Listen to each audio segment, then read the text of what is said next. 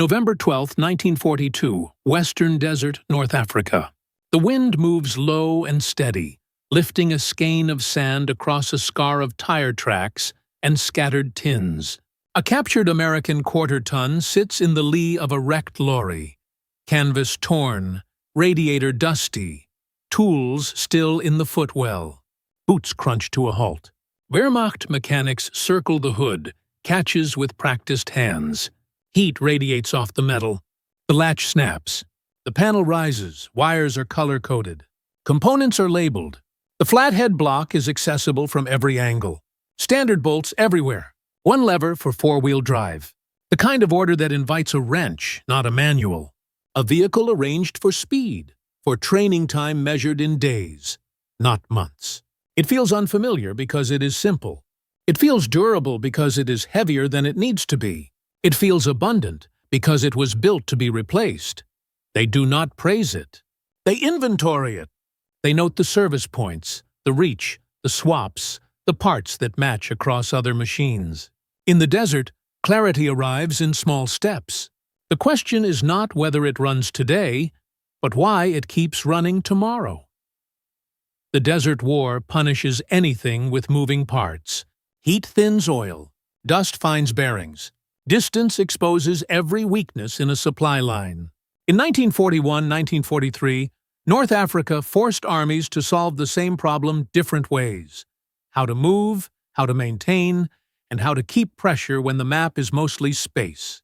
The German-Italian force under the Afrika Korps could improvise brilliantly at the tactical edge. It could not conjure fuel, tires, or spares out of sand. The British Eighth Army, later joined by American formations, leaned into motorization and throughput, pushing weight, parts, and replacements forward on a schedule measured in convoys and ship turnarounds. The shape of this war is logistical before it is tactical. The desert makes that truth visible. A light 4x4 designed around service ease looks like a small decision. It isn't. The U.S. Army's requirement for a quarter-ton reconnaissance truck demanded not just capability, but manufacturability. The result, standardized across Willys MB and Ford GPW, delivered a flathead four-cylinder Go Devil engine making about 60 horsepower at 4,000 RPM, coupled to a 3-speed gearbox and a 2-speed transfer case for selectable four-wheel drive. Curb weights clustered around 2,300 to 2,450 pounds, depending on fit. Wheelbase, 80 inches. Tires, 60x16 as a standard. Electrical, 6-volt systems in wartime trim. The details matter because each detail was chosen to be learned quickly, serviced quickly, and mass-produced reliably. The light truck was officially Truck 14-ton 444 Command Reconnaissance. In practice, it was a tool that any unit could understand in hours. Selection pressure in the field is unforgiving. Leaf springs are not elegant next to torsion bars, but they are tolerant, cheap, easy to replace, and resistant to field abuse. A flathead L-head layout leaves valve gear out of the way and keeps the profile low. It is not exotic, but it starts. Labeled wiring harnesses guide a conscript with a manual in his lap. Standardized bolts mean one wrench roll fits the fleet. A single lever for four-wheel drive reduces error when the driver is tired, under fire, or inexperienced. None of this is glamorous. All of this saves time. Maintenance time is operational time. Operational time is pressure on the enemy. On the other side of the line stands the Typ 82 Kübelwagen, a clever, efficient machine optimized within German constraints. Air-cooled engine, fewer vulnerable radiators and hoses, useful in hot climates. Low mass, less fuel consumption, less strain on components. Suspension by torsion bar. Compact, comfortable, mechanically refined. In many respects, it is beautifully engineered for economy and simplicity of manufacture in German factories already tooling for Volkswagen concepts. But it is mostly rear-wheel drive in practice, with off-road capability shaped by weight, tire footprint, gearing, and driver skill. On hardpack and long roads, it is superb. In soft sand, axle load and traction become arguments the desert often wins. The result is not a moral judgment on design, it is a reminder that environment and mission define fitness. Armies are ecosystems of parts and procedures. The German logistical ecosystem in North Africa struggled with variety. Multiple truck types from multiple continental sources entered service, each bringing proprietary parts, different tire sizes, unique maintenance doctrine, and uneven documentation. Captured Allied vehicles joined the mix, compounding complexity. A motor pool chief faced a combinatorial problem. Many vehicles, many failure modes, few standardized answers. Every successful repair drew down a thin stock of spares. Every failure without a part immobilized not just one vehicle, but the mission it supported. Efficiency at the workshop bench could not offset scarcity at the depot. The American approach, refined under the War Department's push for interchangeability, inverted that stress. Two manufacturers built the same Jeep to the same standard, with interchangeable components. The same fasteners, the same tire size, the same electrical logic, the same drivetrain architecture. A mechanic trained on one example could service any example. Manuals were written plainly with diagrammatic step-by-step procedures. This did not eliminate every failure. It eliminated time lost to uncertainty. When scaled across hundreds of thousands of units, shaved minutes add up to days. Days add up to momentum. Momentum is where equipment philosophy becomes operational effect. Reconnaissance is timing, getting eyes forward and getting the report back before it is obsolete. Liaison is timing, moving officers and orders between battalions and batteries before the situation changes. Supply is timing, water, ammunition, rations, and medical transport that arrive when needed, not when convenient. A vehicle that starts after a quick check every morning and can be fixed in a single halt when it doesn't is not merely reliable. It is a device for preserving tempo. Tempo is a weapon.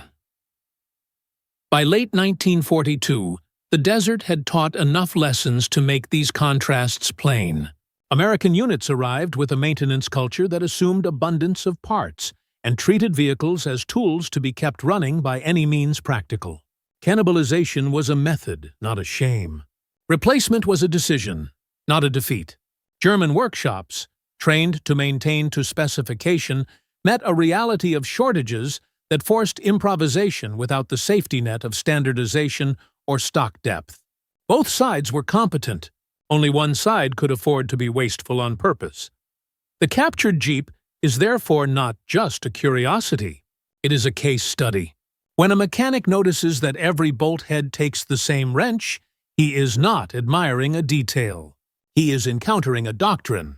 When he sees a transfer case that engages with one lever, he is not praising convenience.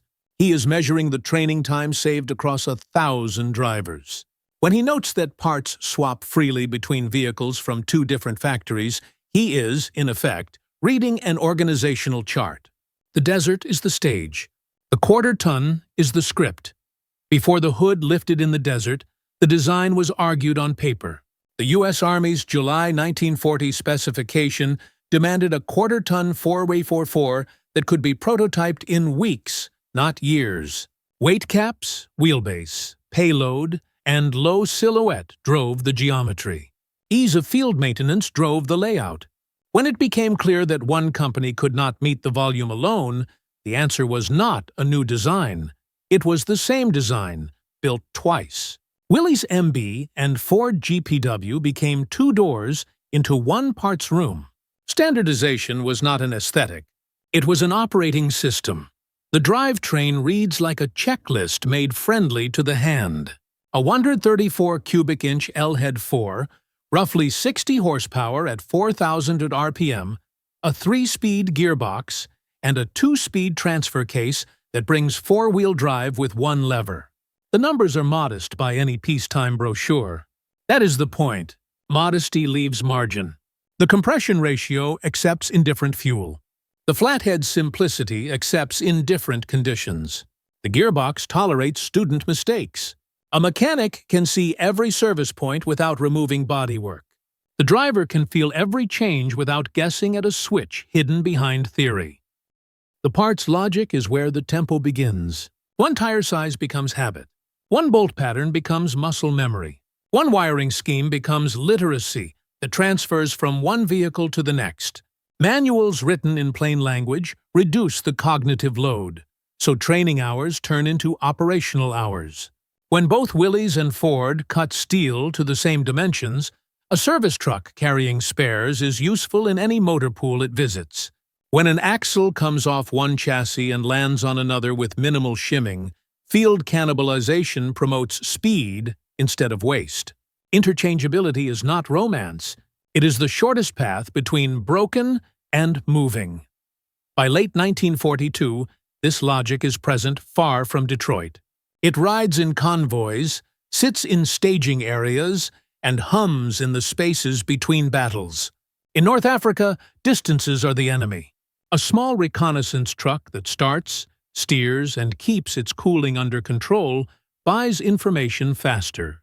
A liaison run that happens at dusk because the vehicle was fixed by noon can change the next morning's map.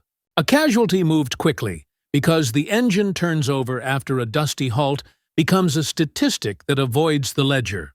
The machine does not fight directly. It keeps fighters in motion. Across the line, German workshops deliver discipline and skill to a different set of constraints. The Type 82 Kübelwagens air-cooled engine removes a vulnerability that haunts radiators. The car's low mass reduces stress on components and fuel. On long, hard surfaces, it is efficient and practical. But efficiency on paper can lose to traction in sand. Rear-wheel drive can be coaxed through soft ground by good drivers with careful momentum. It cannot always be coached through the same ground after the fourth halt of the day, under load, when the ruts are cut deep and the sun has taken its due. The desert is patient. It waits for patterns, not exceptions. The experience of the mechanics becomes the real curriculum. A German fitter who measures tolerances by instinct meets a vehicle designed to be measured by anyone with a ruler. He does not have to respect it. He has to admit it will be running again soon. A young American motor pool private, reading a manual one page at a time, learns to set points, tension belts, and flush a system because the steps are laid out, as if the book expects to get greasy. He does not have to be a natural. He has to be consistent. The doctrine assumes the average case and wins by count. Numbers turn doctrine into pressure. If a pair of factories build hundreds of thousands of identical light trucks, the front's experience compounds. Each recorded fix becomes a shared fix. Each small improvement in a manual removes a future mistake. Each depot shipment of standardized parts prevents a dozen future cannibalizations that would have cost time. A fleet that behaves the same way under different drivers becomes predictable to planners. Predictable fleets make reliable timetables. Reliable timetables make operations that start on time. This is why the captured quarter-ton draws a crowd in a forward area. It is not rare. It is repeatable. Its value is not its uniqueness, but its predictability. Engineers can argue elegance. Sergeants count minutes. In the sand, the minute wins. When a tool teaches its user how to use it, and then forgives the user when he gets it wrong, the tool becomes more than hardware. It becomes the quiet hinge between an order issued and an order fulfilled. By the winter of 1942-1943, the pattern is clear enough to be felt without being named. Workshops that once assumed repair to factory standard now triage to good enough to go, and the machines most amenable to go dominate the day. The quarter-ton's influence is not theatrical. It is cumulative. Each simple start forms part of a chain that stretches from a depot ship to a map line. The lesson lives in the hands that turn the wrenches, and in the small decisions those hands no longer need to make. The hood closes in the evening. Tools go back into rolls. A short block of metal and labels and levers idles evenly in the heat that refuses to leave the ground. Tomorrow, the route will be rutted. and the load will be heavier than the paperwork says it should be. The desert will test every claim again. The vehicle will answer the way it was designed to answer, quickly, and the same way as the last one. Human, the mechanic's eye. A motor pool is a school without blackboards. The curriculum is metal, heat, and time. In the desert, a vehicle teaches its user who is in charge within a day. The quarter-ton makes its case through clarity. Labeled wiring means less guessing with a test lamp. Standard fasteners collapse the tool roll to what fits in a pocket. Grease points sit where a tired conscript can find them. A flathead block offers no mysteries under a tin cover. The shape of the work is not precision, it is repeatability. That is a humane choice in a place that punishes mistakes.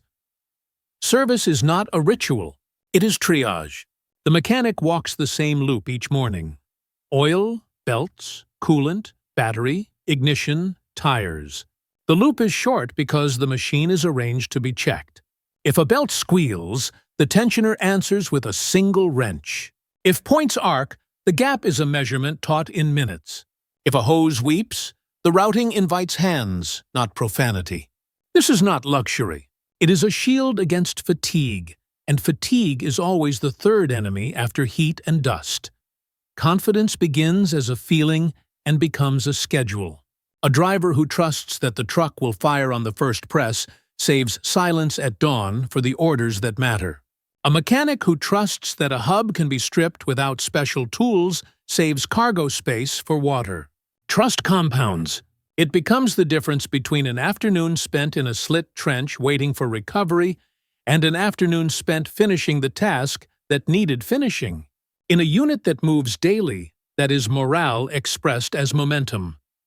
The human angle also lives in failure. When a vehicle dies where it shouldn't, the desert tallies the cost. Hours, sweat, exposure, and the subtle erosion of nerve that follows a bad surprise. The quarter-ton's design biases the surprises toward the small. A fixable fault that yields to a manual and a wrench keeps fear out of the conversation. The mechanic's eye grows calm because the machine behaves the same way every time. Calm is a tactical advantage when the day is long and the map is wide. The human learns because the machine was built to teach, and then to forgive. Tactical. Roles, timing, tempo. Reconnaissance is seeing first and telling fast. The light Fort 4 exists at that seam where ground truth turns into orders. Its speed is not about top end, it is about how often it moves when asked. In soft sand, selectable four-wheel drive with low-range converts hesitation into progress. Short overhangs and a tight wheelbase turn thorny ground into a passable route. A driver does not ask the machine to perform like a miracle. He asks it not to quit. In war, not quitting is a tactic with a body count. Liaison moves people and papers between the places where decisions live. If a battery commander can reach a forward OP and return with corrected fire tables before the light fades, guns speak when they are useful.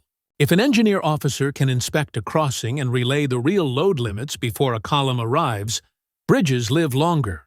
The small truck is a shuttle for decisions. Each round trip saved by a prompt start is not a statistic in a ledger. It is a delay that does not happen to someone else's plan. Supply at the quarter-ton scale is modest. Water cans, ammo crates, medical litters.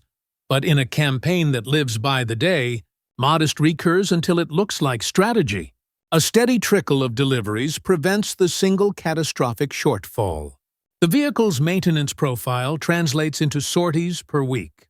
Sorties per week translate into a buffer against bad days. A commander who can rely on that buffer gambles more aggressively where it matters and conserves more prudently where it doesn't. A small machine underwrites large decisions. Security and recovery are the shadow roles that make the rest possible. Screening patrols with light trucks sense approaching trouble by dust and timing, then by minutes by being present. A stuck vehicle recovered by another quarter-ton with a tow strap and patient low range saves a bigger truck for a bigger crisis. In each case, the tactic is the same. Make the easy thing truly easy so that hard things remain rare. The desert invents difficulty without help. A force that refuses to contribute to its own friction stays sharper, longer. Technological. Simplicity. That scales, not design, is a set of bets placed against the future. The quarter-ton's bets look conservative on a bench and aggressive in a war. Leaf springs are old technology. They are also robust in abuse, tolerant of overload, and understood everywhere. A flathead 4 leaves power on the table. It also leaves complexity out of the field and welcomes indifferent fuel. A 3-speed gearbox lacks finesse. It also reduces failure points and aligns with drivers who learned by doing. Each choice rejects a little performance in exchange for a lot of predictability. Predictability is a multiplier. A wiring harness with consistent colors and routings means the same troubleshooting tree works on Monday as it did on Sunday. A standardized transfer case control means every driver uses the same muscle memory when the surface turns to powder. A fastener set that repeats across assemblies collapses spare part inventory into a manageable kit. Under strain, systems that rhyme are faster to repair than systems that sing. The designers did not aim for poetry. They aimed for chorus. Thermal and particulate realities shape engines as much as dynos do. In the desert, cooling systems are judged by how easily they are cleaned, not just by how cleverly they are drawn. An accessible radiator, a simple fan drive, and a shroud that can be removed without an afternoon on one's back become design victories. Filtration that can be serviced in minutes becomes the reason rings last a few months longer. The desert does not reward novelty. It rewards habits made possible by good layouts. Interchangeability pulls all of this into an ecosystem. 2 factories making the same thing means a spare from one plant fits a vehicle from another. A depot far from both plants can treat its bins as a promise. A frontline unit can treat cannibalization as a plan, not a confession. These are not romantic ideas. They are engineering decisions paid forward into maintenance doctrine, then paid forward again into operations. The quarter-ton's technology is not just parts. It is the trust that parts will be where they need to be and will fit when they arrive. Logistics, interchangeability, and cadence. Logistics is a language made of part numbers and timings. The quarter-ton speaks it fluently. 2 manufacturers, 1 standard, means depots can stock deep, not wide. A tire shipment satisfies any column. A crate of axles fits whatever rolls into the yard. A wiring harness pulled at dusk solves an electrical fault before dawn. Interchangeability turns inventory into certainty.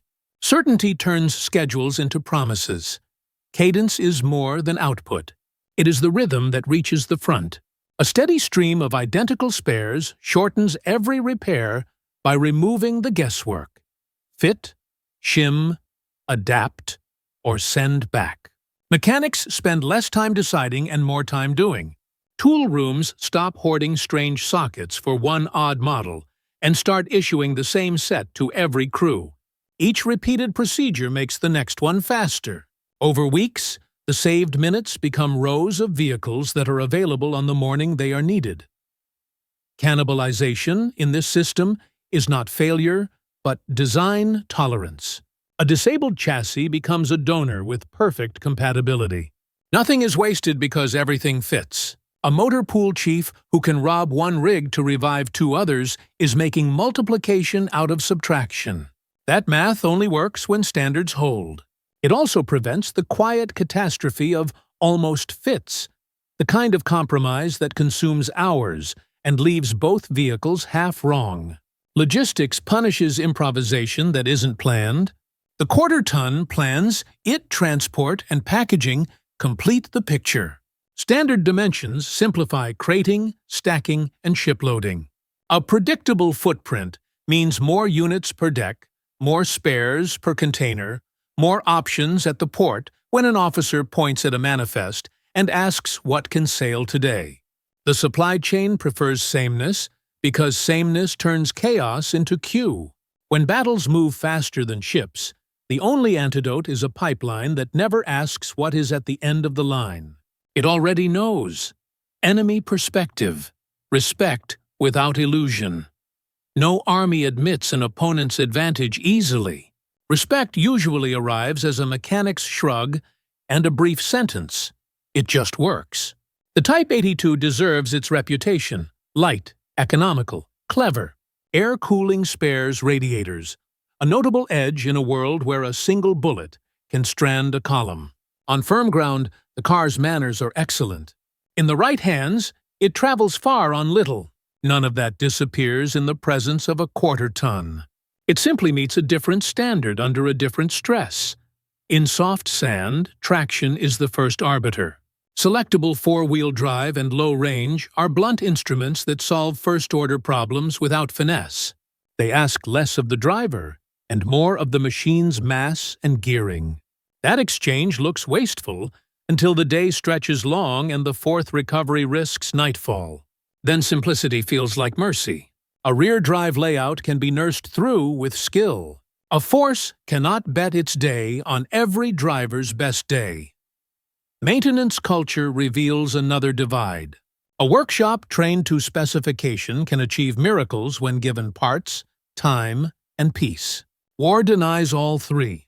A machine that tolerates indifferent spares, rough adjustments, and hurried reassembly stays in the fight more often. The opponent notices, not because the hardware gleams, but because it returns to the road after the same abuse that sidelined something else. That is not romance. It is arithmetic in dirty coveralls. Abundance changes psychology. A vehicle treated as replaceable is used hard and often. A vehicle treated as precious is protected in ways that make sense at the bench and fail at the front. The enemy's impression is formed not by brochures, but by roadside encounters. A stuck truck pulled free by a small 4x4 in low range. A broken fan belt swapped in minutes. A convoy that leaves on time because on time is the habit of a fleet built to forgive. Respect, in that moment, is practical, not poetic. Moral and psychological. What abundance feels like. Morale is not only letters from home and hot food. It is also the private confidence that when something breaks, someone will fix it. And if they can't, another will arrive. A quarter-ton that starts daily is a small promise kept. A motor pool that has the right parts on the shelf is a small promise kept. A convoy that leaves as scheduled is a small promise kept. Thousands of small promises conspire to make soldiers believe that tomorrow will not be worse than today. Belief is a tool. Scarcity runs the opposite way. A vehicle that cannot be spared because spares do not exist becomes a shrine to caution. Every mile feels like a risk, every rattle like an omen. Crews develop rituals to ward off the breakdown they cannot afford. That is human. It is also corrosive. A force in which equipment is precious tends to save it at the moments when spending it would have bought time, position, or safety. Prudence becomes paralysis by degrees. Abundance does not mean carelessness. It means permission to be decisive. A commander who knows replacements exist makes bolder use of what is on hand. A driver who knows a recovery is feasible will push one more dune line.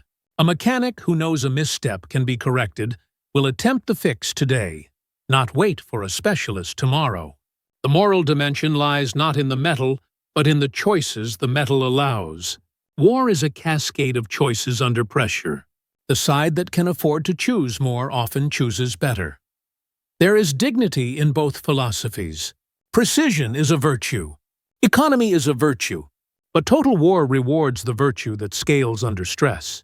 A simple truck that repeats its behavior across factories, units, and theaters teaches a military to trust its own momentum. Trust turns into tempo. Tempo turns into outcomes that look inevitable in hindsight, and were in fact purchased by unglamorous design decisions. The moral is not that one side built good machines and the other did not. It is that one-side aligned design, production, training, and maintenance so tightly that even a small vehicle could carry a large share of the war's burden. It begins as a routine day that refuses to stay routine. A liaison run in mid-afternoon, the sun angled low enough to sting. A route that threads between wadis and broken masonry. The quarter-ton carries a map case, a water can, 2 men, and time that feels barely sufficient. The surface turns to drifted sand, where last week there was crust. The driver does what he has been taught. He stays light on the throttle. He keeps momentum. When the nose begins to settle, he reaches for one lever and asks for 4-wheel drive and low. The truck answers. The wheels bite. The slight sag becomes motion again. Nothing dramatic, nothing cinematic, just a machine refusing to make a small problem into a large one. The problem arrives anyway, down the track, for someone else. A light car is bellied on its center, the rear tires scalloped and hot, the smell sharp and metallic. A cargo trailer sits like an anchor in the sand 10 meters behind it. The angle is wrong. The pull has been too long. Digging has turned the surface to flour. The crew looks tired in the way that sand makes everyone look tired. Squinting, shoulders dusted, speech cut to the minimum. There is a common language for this. A hand goes up. A rope appears. The quarter-ton noses around, gives itself a clean run, drops into the lowest ratio, and leans its mass into the slack. This is not heroics. This is hydraulics, gearing, and patience. The small truck pulls a little. The stuck car helps a little. The rope tightens and sighs. A yard gained. Another. The belly lifts clear.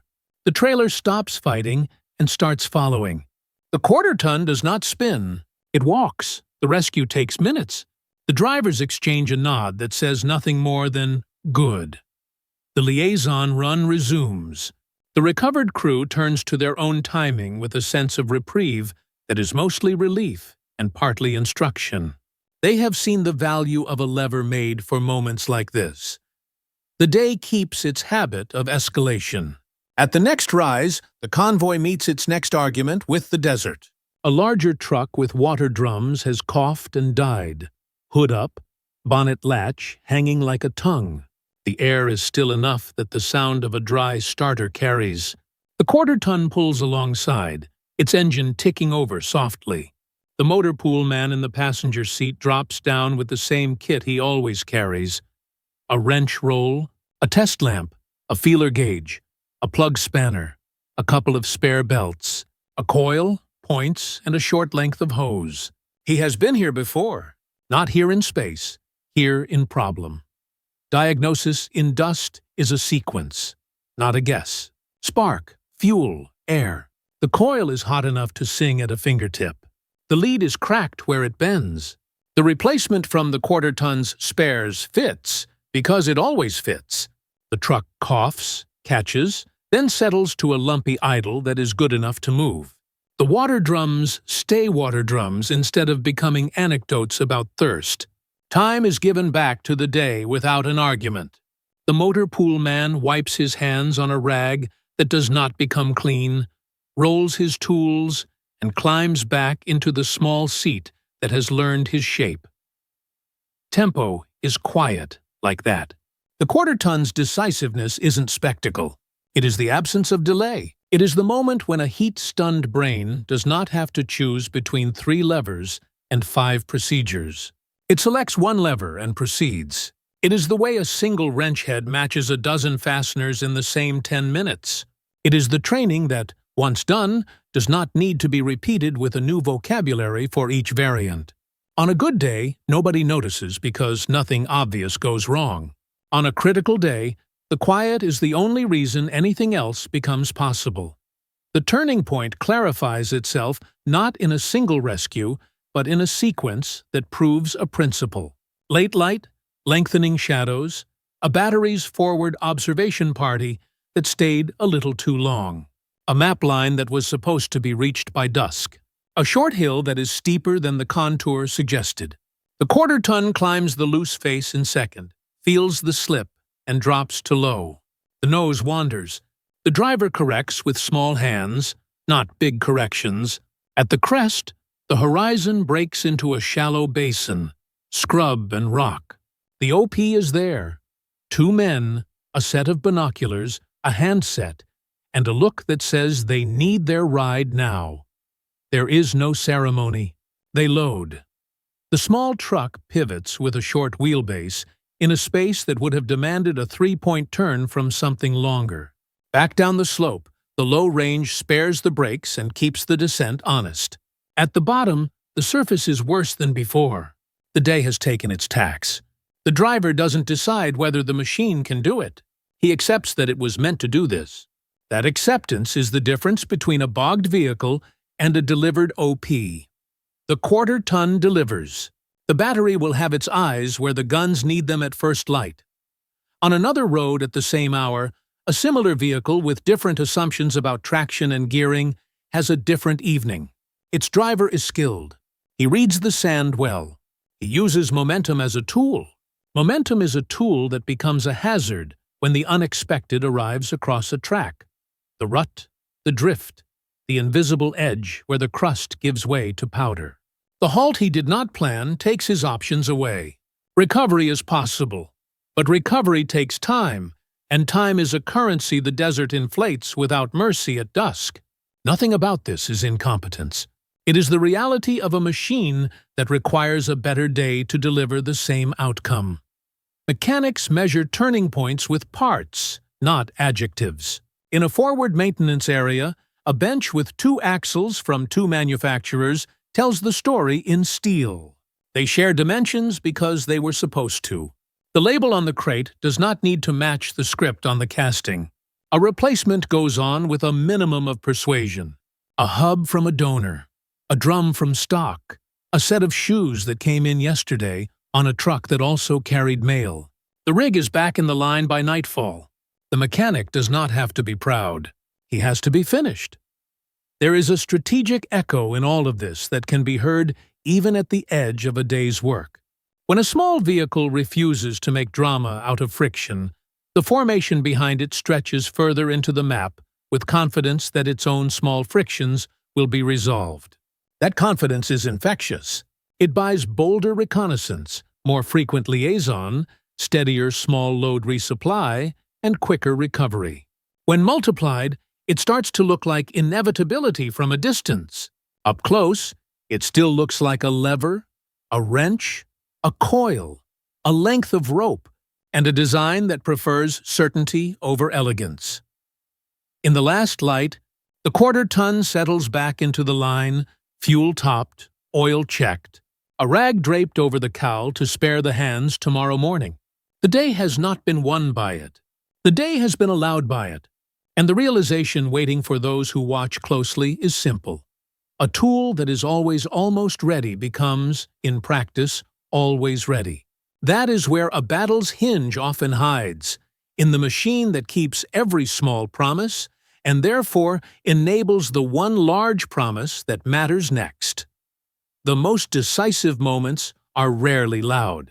They happen at benches, in ledgers, and in the quiet between failures. The realization that the captured quarter-ton represents something larger takes shape inside workshops that measure days by how many vehicles leave serviceable, not by speeches. It is not admiration. It is a conclusion forced by repetition. A forward repair point at dusk. 2 light forward 4s arrive within minutes of each other with similar faults. One needs ignition attention, the other a front hub service. The first is addressed by steps the hands already know. Cap off, rotor out, points inspected, gaps set, coils swapped if heat-soaked, leads checked, firing order confirmed. The second is answered with the same ritual that has been learned too many times to count. Wheel off, hub free, bearings cleaned, packed, and set. The castle nut kissed to tension. The cotter pin slid home. There is no invention here. There is competence made inevitable by design. Both vehicles leave under their own power before the light dies. The bench tally shows what the eye felt. Two problems solved because the problems were meant to be solved like this. Nearby, a different crew wrestles with a machine that demands better. The diagnosis is not impossible. It is exacting. The parts fit if you persuade them with the right tools. The procedure works if you follow every step in order. With attention, the desert tries to melt. The failure is not the machine. It is the day's uncooperativeness. Time runs out. The vehicle will be finished tomorrow. Tomorrow is always a cost you pay somewhere else. The turning point becomes numerate when the vehicle returns to the road and carries its duties out without excitement. A reconnaissance pair that was due before dark arrives at last light because each small delay did not accumulate. The report they bring makes tomorrow's map less theoretical. A liaison bound for a gun position delivers corrected firing data in time to matter because one repair took 15 minutes, not 50. A water run reaches a bivouac because a coil was at hand and compatible, not an odd part waiting in a crate that is somewhere between a port and a promise. None of these moments win a battle alone. Together, they decide which side keeps gathering advantages in increments that cannot be clawed back. There is an intellectual surrender that follows the practical one. At a bench littered with cleaned bearings and oily rags, a mechanic who has resisted the narrative of American superiority recognizes that what he is seeing is not a question of national pride, but of system design. The quarter-ton is a tool arranged to create fewer decision points under stress. It reduces the places where a human can be wrong and still proceeds if he is. The fault is not that other machines demand care. The fault is that the war punishes everything that requires care on a schedule it refuses to keep. On the road, the lesson writes itself in tracks. A small convoy rolls because the smallest unit in it can be trusted. The driver who has learned to feel for traction through the wheel's slow chatter trusts that dropping into low range will convert questions into motion. The corporal in the passenger seat, responsible for keeping the day's timetable from unraveling, trusts that a belt can be changed roadside without draining morale. Trust is the invisible fuel the quarter-ton carries beyond gasoline and oil. It feeds all the small decisions that otherwise accumulate into inertia. This is when comparisons stop being argumentative. The Type 82 remains what it is, a clever answer to a set of constraints, loyal to an economy of fuel and mass, admirable for its quiet competence where the ground is honest. But the desert refuses to always be honest. It slides under assumptions. It pulls at optimism. It teaches in soft ground and high heat, where understeer becomes entrapment and conservation becomes delay. Recognizing that is not disloyal. It is realistic. Machines are at their best when the world cooperates. War makes a habit of refusing cooperation. Night introduces a final test. A forward observation team calls for pickup from a wadi edge after an artillery adjustment that overstayed daylight. The path back crosses a patch of sand cut by recent traffic into ridges that trap axles. The quarter-ton leads with low beams hooded, tires aired just enough for bite. The driver reads the surface by how it dulls the sound under the floor. When the resistance rises, he keeps the engine in its sweet spot, not by numbers, but by experience translated through a simple powertrain. One lever does the work it was built to do. The vehicle climbs out, not quickly, not dramatically, just steadily. The team is aboard. The return is slow and intact. On another night with another machine, the same problem would have asked too much of skill and too little of design. The difference is the outcome, not the effort. In a rear area, a shipping manifest tells the rest of the story. Crates of standardized parts stack in rows that predict how the next month will go. The motor pool chief reads it the way a quartermaster reads weather, looking for patterns more than details. Enough hubs to settle a week's failures. Enough coils to be generous. Enough belts to stop improvisations that lead to bigger failures later. The predictability is not luck. It is the reward for insisting that two manufacturers build one machine to one truth. Every crate that opens to reveal parts that fit turns planning into execution. And so the admission finally arrives, not as a speech, but as a ratio. The number of small trucks that start every morning to the number expected to.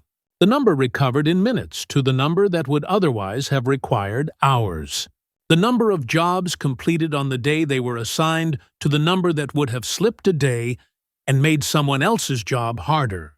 These ratios, once they favor one side, tend to keep favoring it. Battles are decided by men and plans. Campaigns are decided by what those men can count on when plans meet friction. The quarter ton is not a hero. It is a habit of quick starts, simple fixes, forgivable mistakes, and predictable performance that stretches a unit's capability without asking for miracles. At the desert scale, the habit becomes a strategy.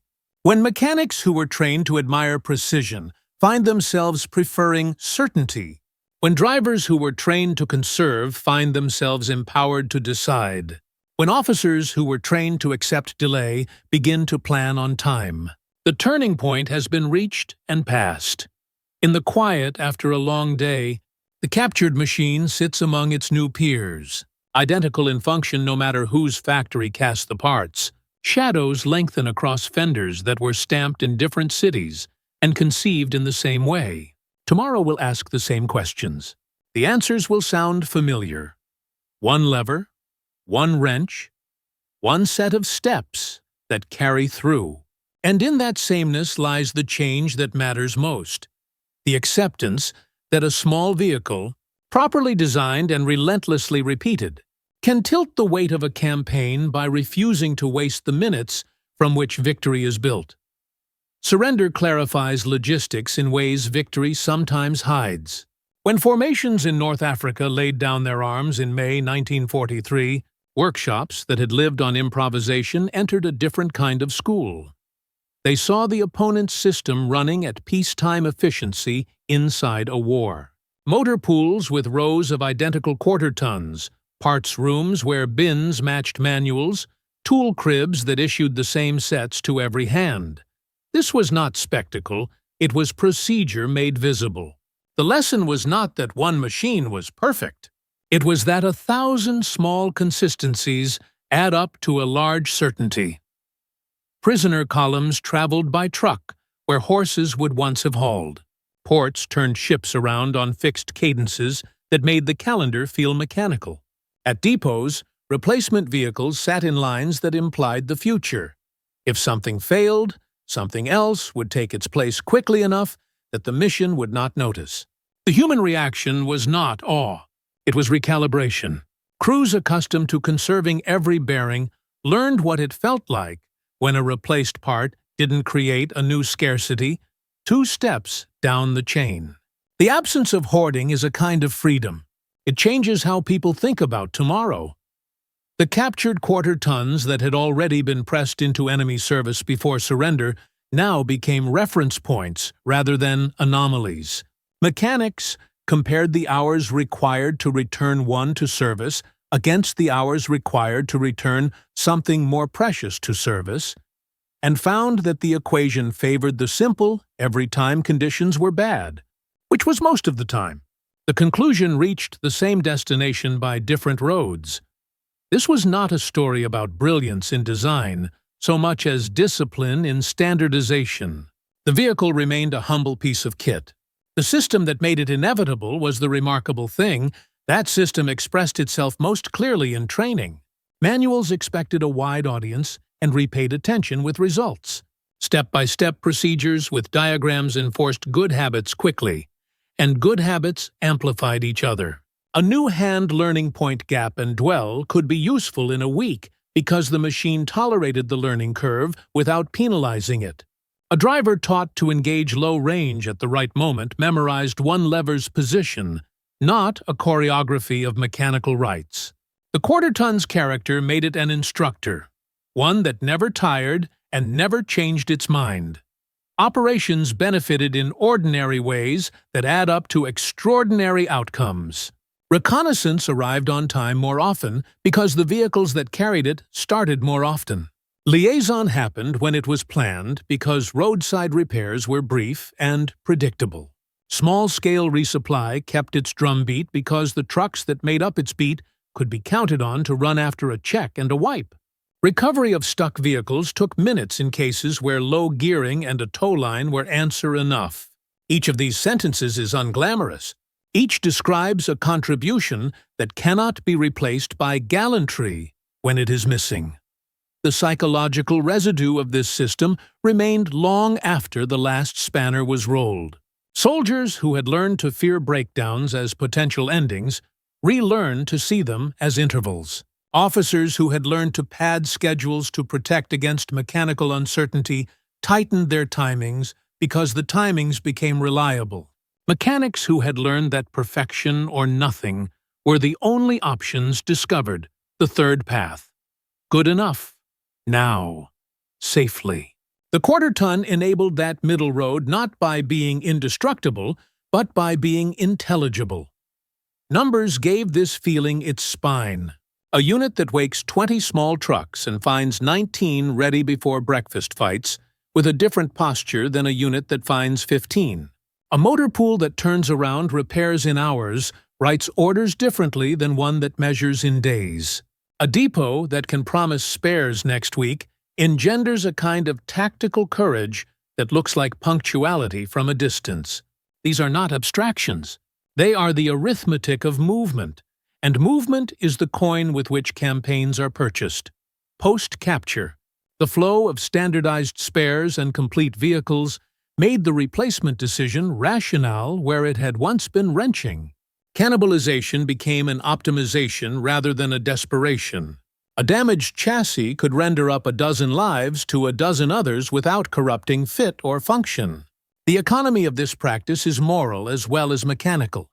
It spends one thing to save many, in a way that respects time and lives. The quarter-ton's compatibility made such choices straightforward, and straightforward choices are a luxury in war. In the end, the aftermath is a series of changed expectations. Crews expect to be backed by parts rather than luck.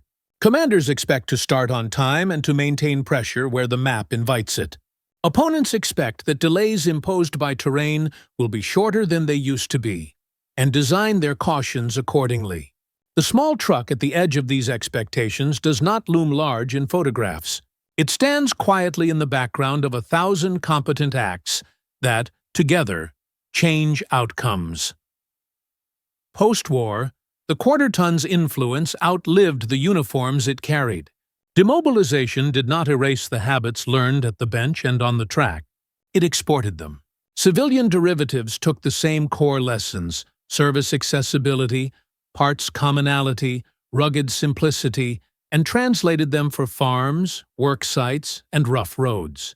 The idea that a machine should be arranged to be maintained by its user did not remain a military preference. It became consumer expectation.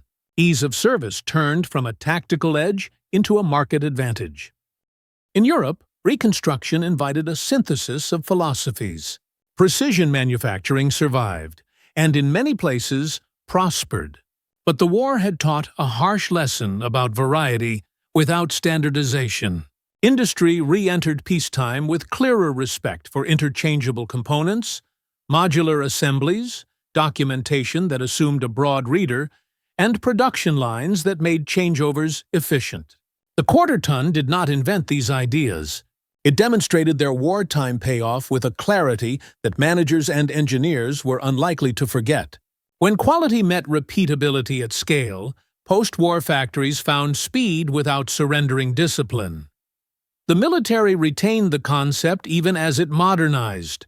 New platforms replaced the wartime quarter-ton, but procurement learned to prize strict conformance to common specifications, deep parts bins, and manuals that moved a median recruit from novice to useful quickly. The theater changed from desert tracks to all-weather roads and new conflicts, yet the old logic held: design for the hands that will actually turn the fasteners, write for the eyes that will actually read the steps, stock for the failures that actually happen. The lesson endured because it continued to save time. and time remained the one commodity no doctrine could replenish. There is a quieter cultural residue, too. Veterans who learned maintenance as a discipline carried those habits into workshops, dealerships, and classrooms. The sensibility that celebrates a fix performed in minutes with the right tool, the right part, and the right sequence informed generations of mechanics. The quarter ton's particular geometry of access, the way a hand could reach a clamp, the way a panel could be opened without acrobatics, turned into a heuristic for judging design. This is not nostalgia. It is craft memory, hard to articulate and easy to recognize. A good machine invites care instead of resisting it. Opponents took their own lessons home. The argument between elegance and producibility lost some of its heat. The wartime experience had shown what abundance could do, not as a moral claim but as a practical one. Precision did not go away. It recalibrated. In sectors where high tolerance paid a real dividend, it stayed. In sectors where logistics ruled, standardization stepped forward. That adjustment is not surrender. It is adaptation. The post-war world rewarded those who could be excellent and repeatable at the same time. Memory formalized the story in veterans' reunions and museums. The quarter ton, parked under lights and explained on placards, often looks smaller than its reputation. That is appropriate. Its magnitude was never in spectacle. It was in the numbers of mornings it started, the count of recoveries it made, the tally of routine missions it enabled. Exhibits that show the manual open to a chapter on ignition, a coil on a shelf, a set of wrenches laid out in sizes that match the fasteners nearby. These tell the truth more faithfully than dramatic photographs. The machine's legacy is procedural. Do this, then this, then this, and you will be moving again. In doctrine, the lesson remained brutally simple. The most advanced system is the one that works under strain with ordinary users. Training pipelines, maintenance schedules, and inventory management frameworks absorbed that axiom. When budgets tightened, the argument that protected parts commonality and readable documentation was not romantic. It was actuarial. It pointed to readiness rates, sortie counts, and repair times. And it asked only that the next generation of vehicles do at least as well as an old design that never pretended to be exceptional. The last echoes belong to the people whose days the machine made easier. Drivers who could count on one lever to get them through a patch of sand trusted their map. Mechanics who could strip a hub by feel trusted their clock. Officers who could assume that a liaison would arrive on the hour trusted their plan. Trust, once earned by 1,000 small confirmations, does not dissipate quickly. It becomes an expectation carried forward to new tools and new wars. Make it simple, make it repeatable, and make it available. If there is a final sentence in the quarter ton's afterlife, it is unadorned. Reliability at scale changes behavior. Behavior changes outcomes.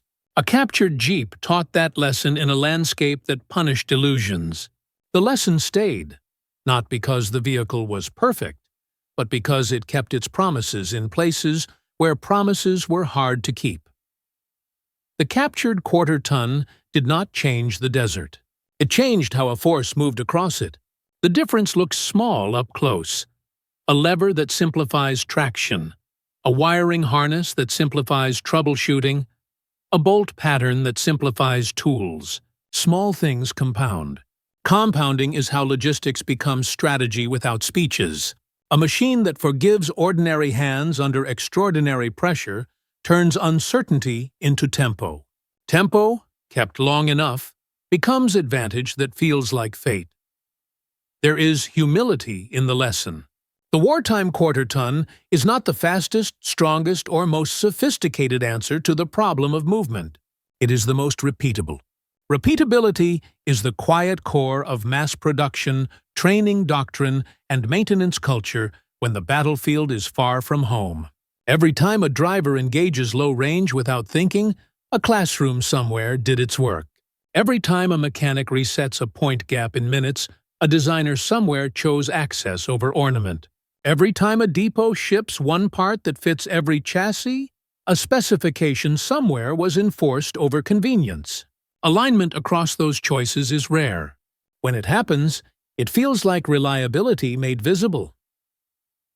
Opponents understood this not because they applauded, but because they counted. How many vehicles started at dawn? How many were recovered in time to matter? How many missions arrived before they became irrelevant? Counting erodes pride and leaves truth. In the desert, the truth favored the tool that made fewer demands on skill at the edge of exhaustion. It favored the system that asked fewer questions of a mechanic in blowing dust. It favored the schedule that expected to be kept, because parts and procedures stayed the same wherever the map shifted. What remains is not nostalgia for a silhouette. It is gratitude for a principle. Design for the user who has slept badly. Write for the reader whose hands are dirty. Stock for the failure that will happen at the worst time. Then hold the line on sameness until sameness becomes mercy. War does not reward beauty for its own sake. It rewards clarity that survives friction.